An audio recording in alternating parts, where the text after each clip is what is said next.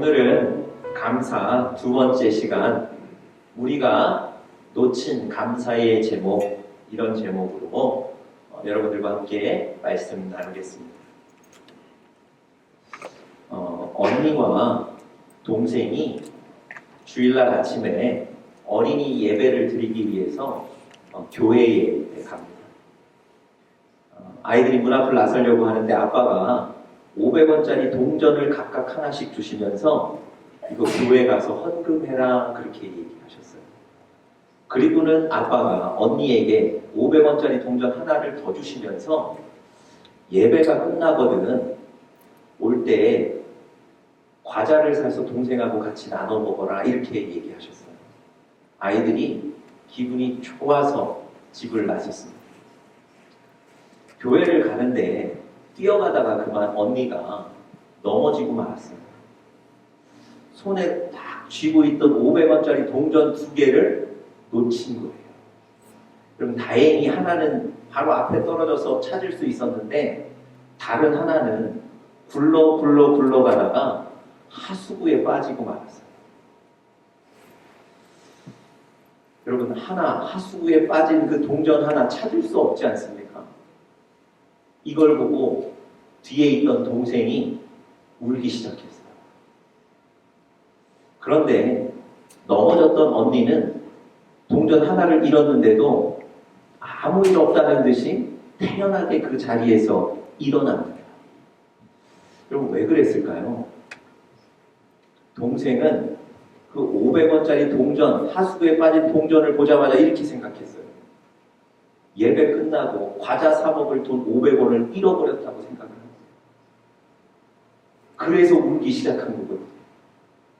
언니는 왜 안 울었을까요? 언니는 이렇게 생각한 거죠. 교회 가서 헌금할 돈 500원을 잃어버렸다 이렇게 생각한 거죠. 그러니까 예배 끝나고 여전히 과자는 사 먹을 수 있는 거예요. 그럼 그 500원에 헌금할 돈, 과자 사 먹을 돈 써 있었겠습니까? 나름대로 생각하는 거예요. 여러분, 똑같은 일, 한 가지 사건을 보고도 다르게 판단하고 보는 거예요. 성경에도 이런 사건이 기록되어 있습니다. 모세가 가나안 땅에 들어가기 전에 12명의 사람을 뽑아서 그 가나안 땅을 정탐하도록 시킵니다. 그래서 40일 동안 12명의 사람들이 가나안이 어떤 곳인지 우리가 정복할 수 있는지를 보고 와요. 그런데 12명이 다녀와서 다른 보고를 하는 거예요. 10명은 도저히 그 땅은 우리가 가서 정복할 수 없는 땅입니다. 여기서 포기하고 애국으로 돌아가야 합니다. 보고하고요. 나머지 2명은 지금이라도 당장 저 땅에 들어가면 우리가 저 땅을 정복할 수 있습니다. 보고해요. 여러분, 12명은 같은 시간에 같은 곳에 가서 같은 상황을 보고 왔거든요. 그런데 10명은 안 된다고 하고 2명은 가능하다고 얘기하는 거예요. 여러분, 여러분과 저의 삶에 이런 일이 있지 않습니까? 어떤 사건을 보고도 어떤 사람은 이것이 하나님의 은혜다, 하나님께 감사하는 사람이 있고요. 똑같은 상황을 보고 불평하고 불만에 가득 차 있는 사람이 있습니다.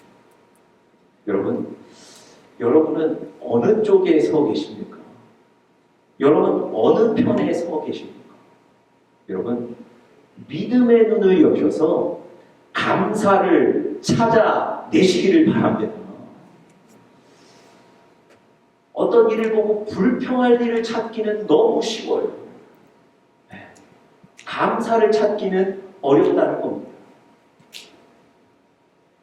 어느 회사에서 이 회사 사장님의 경영 방침에 따라서 2년에 한 번 그 회사의 직원들을 해외 여행을 시켜주는 그런 프로그램이 있었습니다.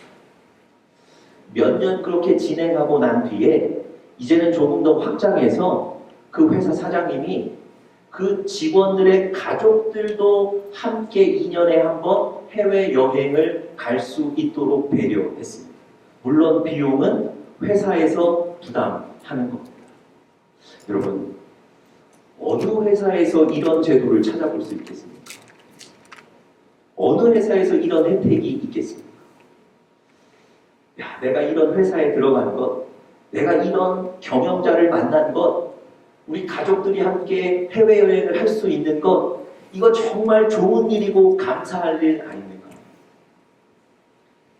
그리고 모든 직원들이 가족들을 동반해서 그 사장님의 배려에 따라서 해외여행을 갔습니다. 그들이 머물고 있던 호텔 로비에 직원 몇 명이 모였는데요. 이런 얘기들을 나눴다고 해요. 지나가던 가족이 들은 얘기랍니다. 야, 돈으로 주면 좋은데 왜 굳이 여기까지 여행을 오게 시키냐. 이런 얘기들을 나누고 있었다는 거예요. 여러분, 좋은 조건, 정말 감사할 일들이 내 앞에 있는데요. 거기서도 우리는 뭘 찾고 있는 거예요? 불평할 일들 찾고 있는 거예요. 불만할 일들 찾고 있는 겁니다. 여러분, 여러분과 저를 잘 돌아보셔야 돼요. 나는 무엇을 찾고 있는 사람입니다. 여러분, 감사할 거리를 찾는 여러분들 되시기를 간절히 바랍니다. 오늘 본문에 보시면요, 감사할 거리들이 있는데 이 감사하지 못하는 사람들의 얘기가 나옵니다. 그래서 하나님이 그들에게 감사에 대해서 다시 한번 상기시켜주는 부분입니다. 여러분들 잘 아시는 대로 이스라엘 백성들이 40년간 광야에서 고생했거든요. 광야에 살면서 감사의 제목들을 많이 잊어버렸습니다. 정확히 말씀드리면 감사할 거리들이 있는데 그 감사할 거리들을 놓치고 살았던 거예요. 하나님께서 오늘 본문을 통해서 그들에게 무엇을 감사해야 될지를 다시 한번 말씀해 주시는 겁니다. 그들이 무엇을 놓치고 있었을까요? 또 우리는 무엇을 감사해야 될까요? 오늘 몇 가지로 좀 살펴보면서 여러분과 저의 삶에 직접 적용이 되고 또 실천이 되실 수 있기를 간절히 바랍니다.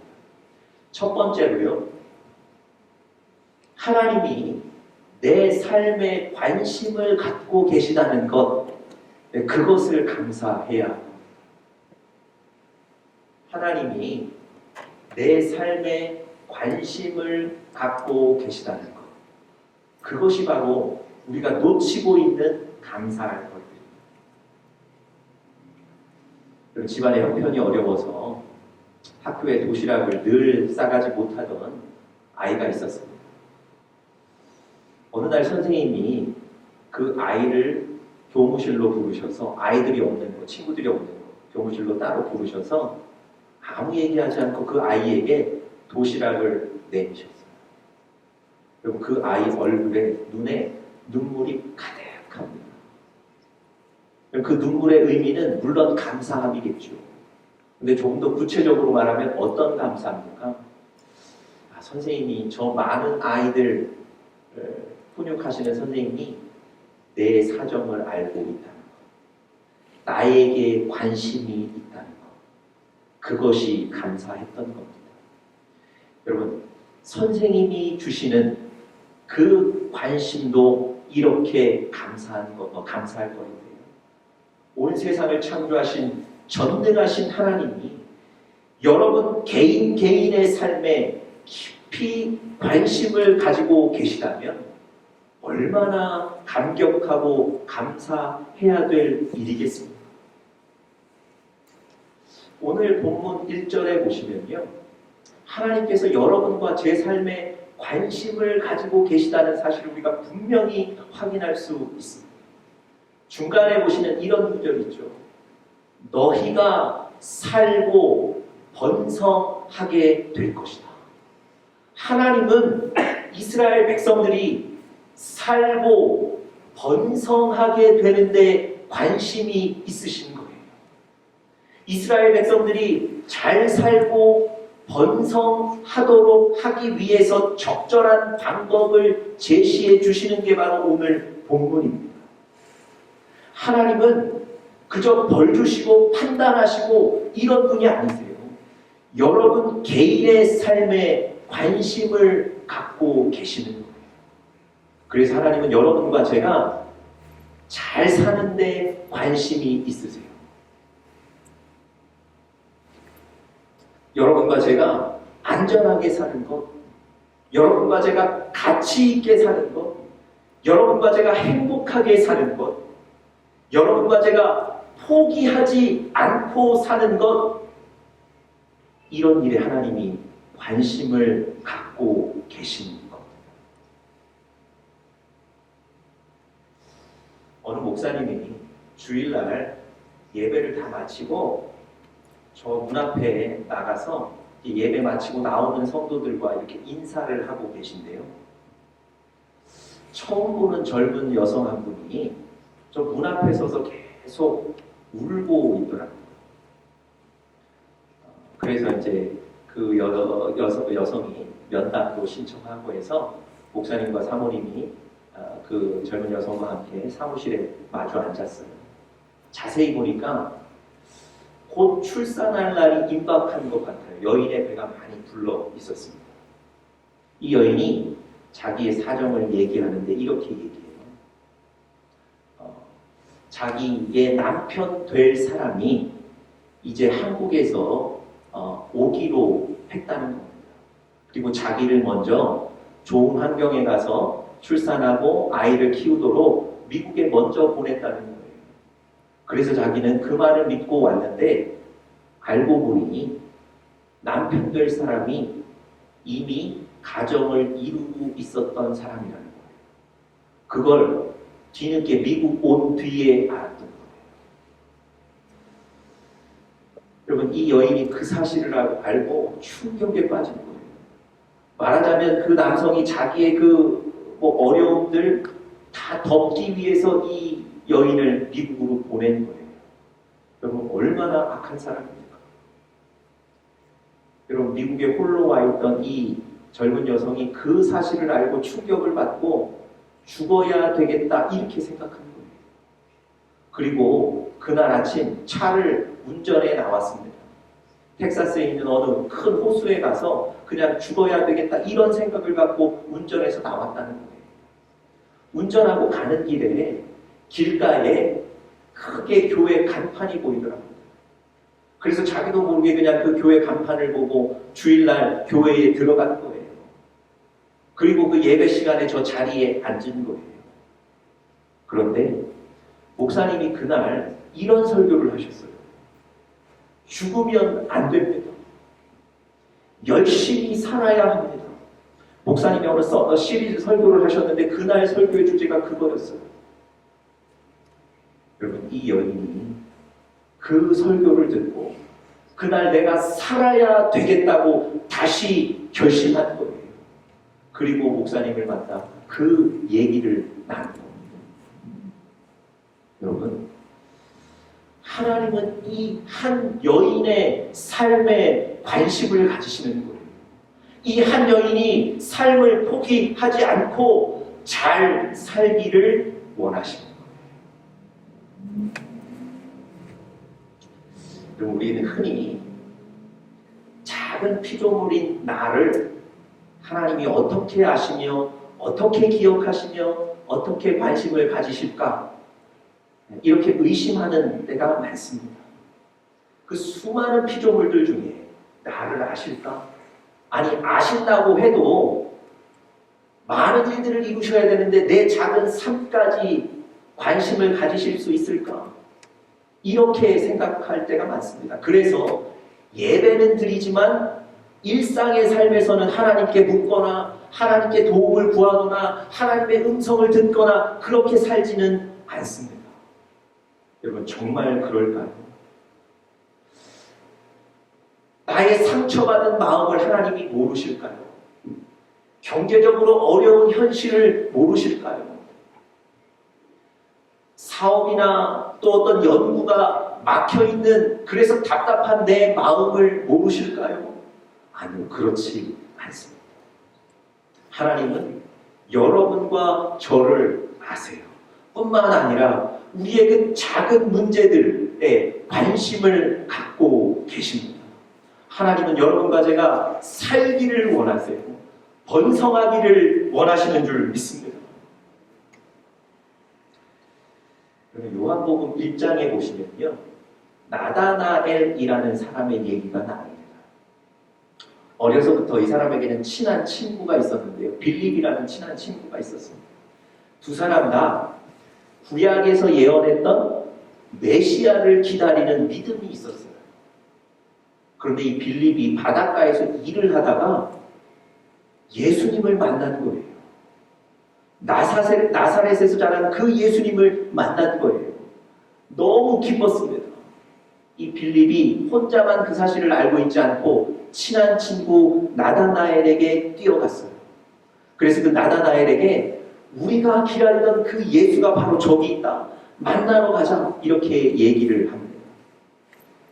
그랬더니 여러분이 나다나엘이라는 사람이 이렇게 얘기해요.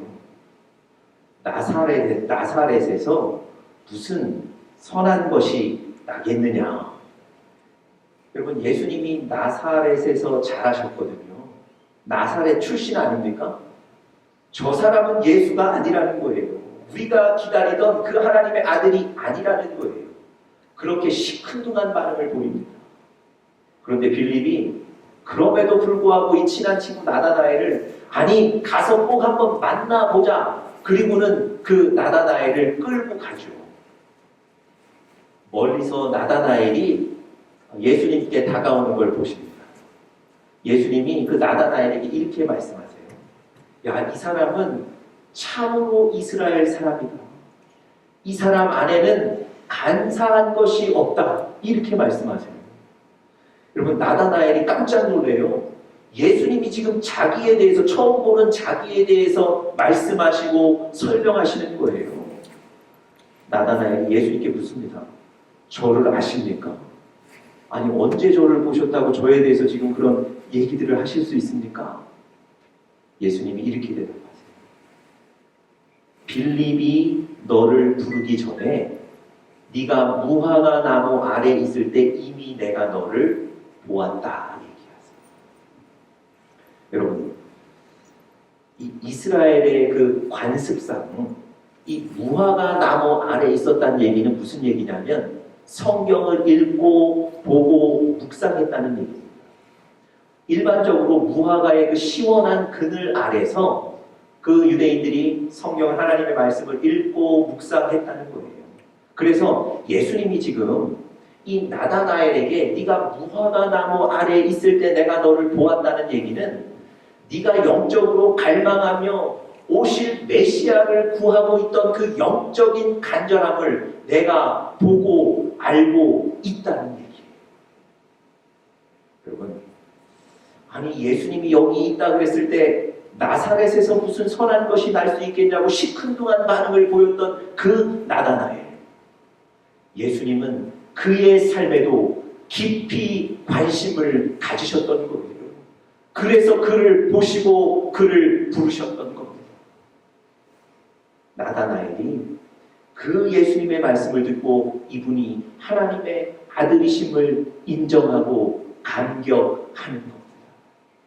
여러분, 하나님이 여러분과 저의 작은 삶이지만 작은 문제지만 그것에 깊이 관심을 가지고 계시다는 것을 믿으시기 바랍니다. 그리고 그것에 대해 감사하는 여러분들 되시기를 간절히 바랍니다. 절대 여러분 혼자가 아닙니다. 지금 하나님이 여러분의 삶에 함께 하시고 함께 기뻐하시고 함께 아파하시는 줄 믿습니다. 전에도 한번 말씀드렸는데요. 제가 청년 시절에 무릎이 좀 아파서 제가 목발을 집은 적이 있습니다. 이 무릎이 완전히 낫는데 10개월이 걸렸어요. 제가 그때 신학 대학원 다니고 있을 때였기 때문에 학교도 다녀야 했고 매우 불편했습니다. 완전히 낫는데 10개월이라는 짧지 않은 시간이 걸렸기 때문에 그 긴 시간 견디는 것도 쉽지가 않았습니다. 그런데 제가 그때 그 불평스러운 마음, 불만스러운 마음을 한순간에 해소했던 계기가 있습니다. 제가 다리가 거의 괜찮아지자마자 교회 청년부 수련회에 갔는데 그때 강사로 오신 어느 선교사님이 저를 꼭 기도해 주시겠다는 거예요. 그래서 기도해 달라고 제가 그랬는데 그분이 기도하시면서 뭐라고 그러시냐면 하나님이 형제의 아픈 마음을 알고 계십니다. 하나님이 형제의 아픔에 함께 우셨습니다. 기도하는데 그렇게 기도를 하시더라고요. 여러분 10개월 동안 뭔가 불편하고 불만스러웠던 제 마음이 그 순간에 싹 사라지는 거예요. 왜 그랬을까요? 하나님이 나와 함께 계셨다는 거. 하나님이 내 아픔에 깊이 관심을 가지고 계셨다는 것. 내가 혼자가 아니었다는 것. 여러분, 그것이 바로 우리가 감사해야 될 제목인 줄 믿습니다. 여러분, 그것 때문에 감사해 보셨습니까?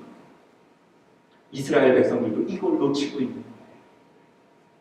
하나님이 내 삶에 깊이 관심을 갖고 계시다는 것. 여러분, 또 1절 후반절에 보니까 여전히 하나님의 관심을 확인할 수 있는데요. 1절 후반절에 이렇게 기록되어 있습니다.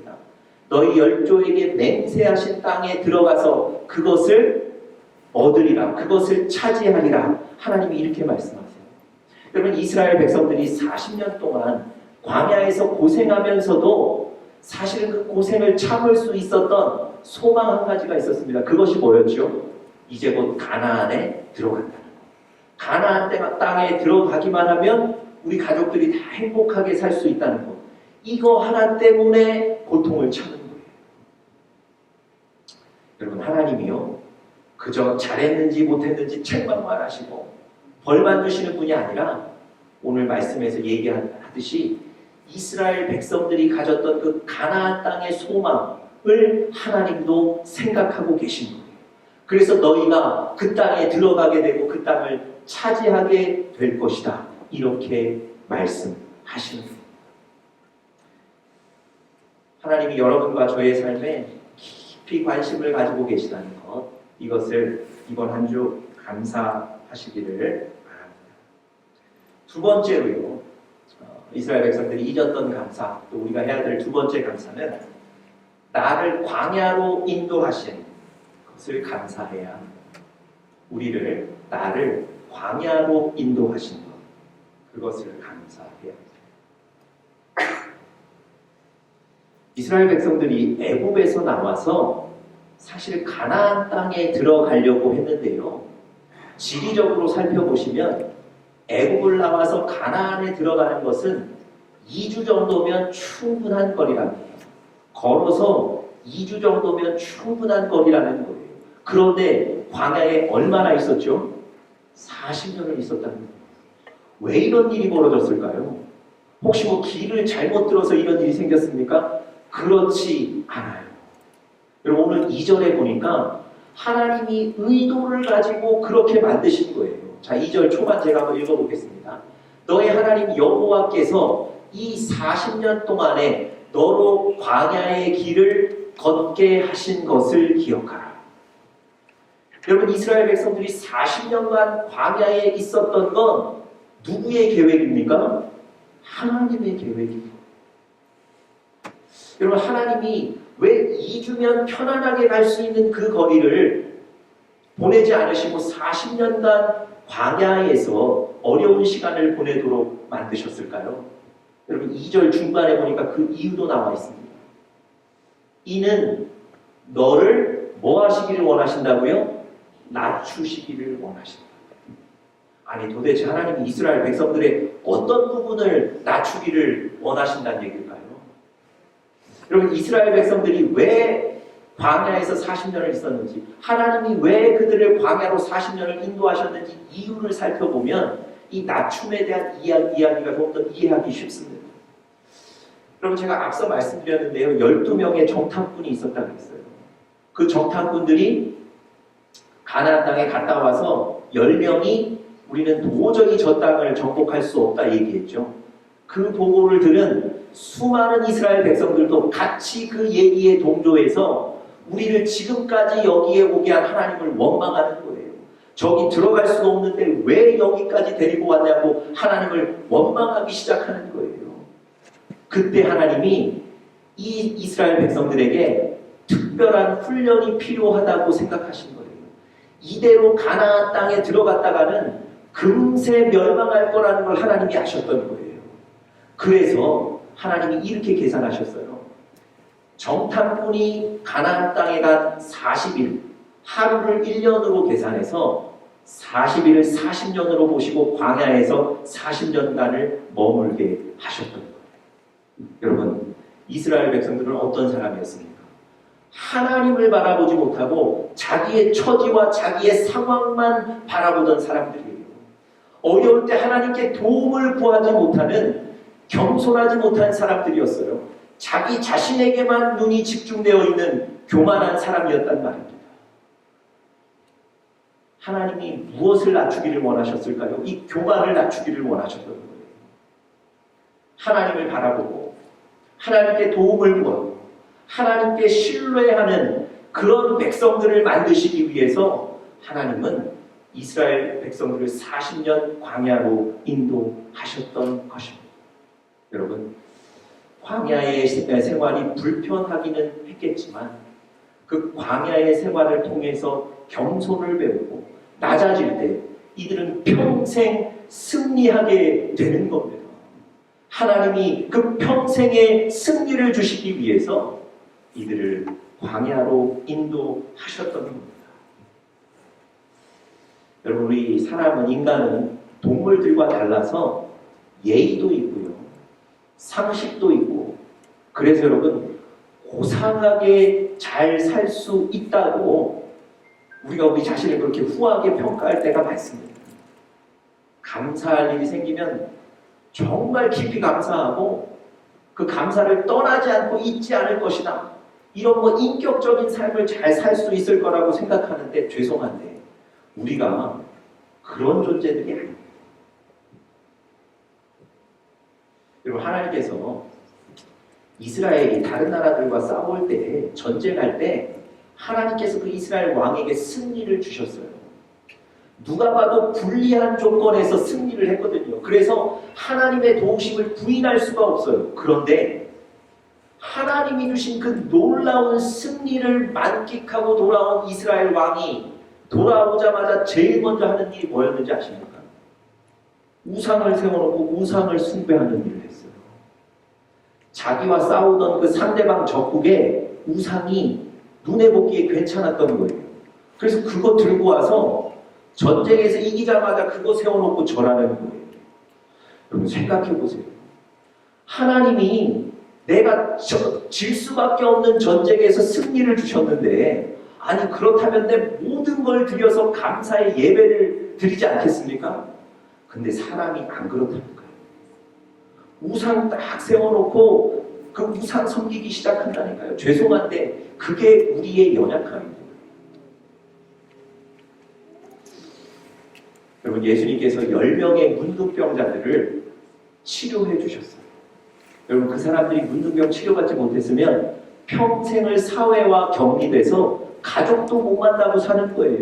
그런 비참한 인생들이었는데 예수님이 그들을 불쌍히 여기셔서 10명의 문둥병을 치료해 주셨습니다. 놀라운 일 아닙니까? 이들이 이제 그 치료받은 것을 제사장에게 가서 확인을 받아야 돼요. 그래야 사회로 들어갈 수 있거든요.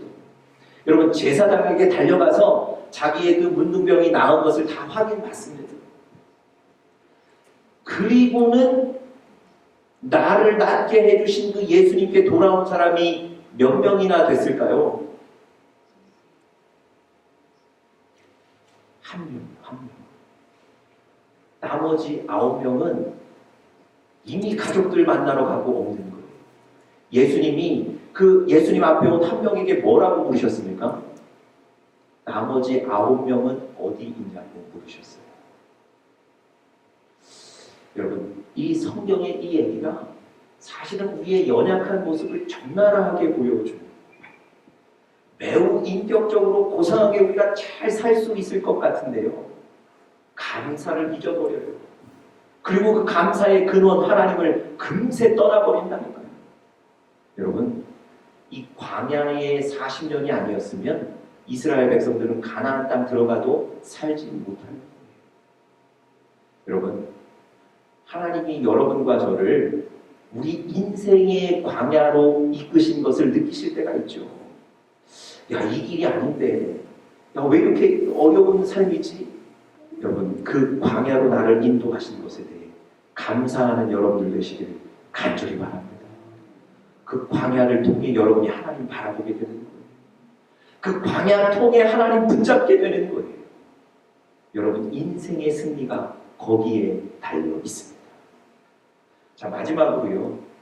이스라엘 백성들이 놓쳤던 감사, 우리가 회복해야 될 감사. 마지막 세 번째는 필요를 공급해 주시는 것에 대해서 감사해야 합니다.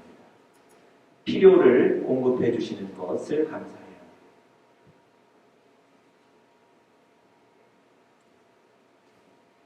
여러분, 하나님이 여러분과 저에게 주시는 것은 무엇이든지 감사해야 되는데요. 어느 순간부터 여러분과 저에게 욕심이 생겼어요. 그래서 필요한 것 주시는 것에 대해서는 별로 감사가 되지 않아요. 필요한 것 주시는 건 당연하게 생각이 되고요. 이제는 어떤 기대가 생기냐면 필요 이상을 채워주시기를 바라는 거예요. 내가 상상치 못했던 것을 주시기를 기대하는 거예요. 그래야 감사가 나오지, 필요한 것 채워주시는 것 갖고는 감사가 안 되는 거예요. 여러분, 4절 한번 보세요. 이 40년 동안에, 이 40년이라는 건 광야 생활 말하는 거죠. 그 광야 생활 40년 동안에 너의 의복이 헤어지지 아니하였고 너의 발이 부르지 아니하였다. 이렇게 말씀하세요.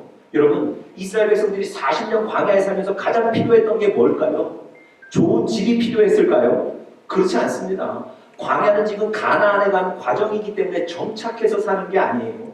아무리 좋은 집 줘도 그건 두고 와야 되는 거예요. 여러분, 광야에서 생존하는 게 필요한데 생존하기 위해서는 뭐가 필요했겠습니까? 먹고 입는 것, 이게 필요했던 거예요. 그런데 하나님께서 그것을 아시고 옷이 헤어지지 않도록, 또 신발을 주셔서 발이 부르지 않도록, 또 먹을 양식을 주셔서 생존하도록 만드신 거예요. 여러분, 하나님은 가장 정확하게 그들의 필요를 아시고 그들의 필요를 채워 주신 줄 믿습니다. 그런데 이스라엘 백성들이 이건 감사하지 못하는 거예요. 야, 하나님이 나 추운데 옷을 주셨다. 야, 이 광야길 걸어가는데 신발을 주셨다. 야, 배고픈데 하늘에서 만나와 메추라기를 내려주시고 물이 없어 쓰러질 지경이 되었는데 이 큰 바위에서 물이 솟게 하셨다. 가장 필요한 것을 적절하게 공급하셨는데 이건 감사가 없는 거예요. 그리고 뭘 기대하는 겁니까? 이 광야를 건너뛰어서 빨리 가나안에 갔으면 좋겠다. 이걸 기대하고 있는 거예요. 여러분, 하나님이 지금 여러분과 저에게 적절한 것, 필요한 것을 공급하고 계신 줄 믿습니다. 여러분, 그 감사를 잊지 마시고 그것을 감사하는 여러분들 되시길 간절히 축복합니다. 제가 마지막으로 짧은 얘기 하나만 드리고 설교를 마치겠습니다. 제가 여기 온 지 벌써 이제 2년이 다 돼가는데요. 하나님께서 저희 가정을 이 리노 은혜교회로 부르신다는 분명한 확신을 가졌습니다.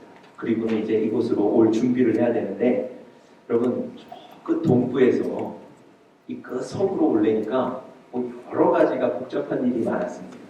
그 중에 마음에 이렇게 걸리고 걱정이 되는 것이, 저희가 살던 집이 있었는데 그 집을 처분해야 되지 않습니까? 그런데 갑작스럽게 이렇게 결정을 했기 때문에 집을 내놓을 준비도 안 됐을 뿐더러 집을 내놓을 수도 없고 집을 내놓은 경험도 없고, 그리고 또 한 가지 걱정은 이 집을 내놓고 빨리 처분이 되지 않으면 그 집에 대한 모기지도 내야 되고, 저희가 당장에 빨리 이사를 오도록 하나님께서 빨리 가도록 말씀하셨기 때문에 당장에 이사를 오는데, 그러면 여기의 생활도 어렵고 저쪽의 집도 거기다 페이를 해야 되고 그건 도저히 불가능한 일이거든요. 걱정이 되지 않을 수가 없었죠. 그런데 제 마음속에 하나님이 가게 하셨으니 하나님이 이것도 해결하실 것이다. 네. 믿음, 하나님이 제 마음속에 그 평안을 주셨어요. 사실은 저희가 리노 올 때 그 집을 내놓지도 않고 왔습니다. 왜냐하면 준비도 안 됐고, 그래서 아시는 우리 집사님 한 분이 집을 고쳐주고 계셨고, 또 처음 만난 리얼터에게 집을 부탁하고 그냥 왔어요.